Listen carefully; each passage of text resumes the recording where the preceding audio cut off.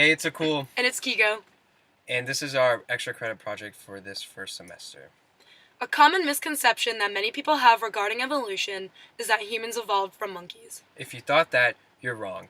Humans evolved from a common ancestor to African apes.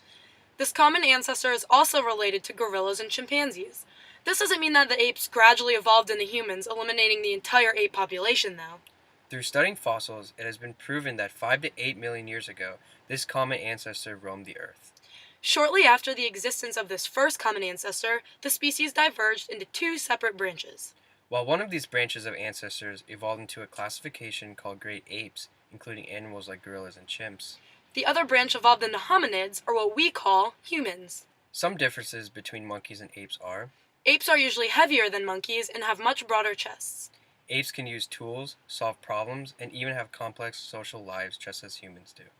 Apes don't have tails and have shorter noses than monkeys, as they do not rely on their sense of smell as heavily. And apes have a larger brain to body size ratio than other animals. To help aid in the correction of this common misconception, Akul and I made a quick video about it. Apes are from an ancestor on a totally different branch. Get it in your head. Check it out!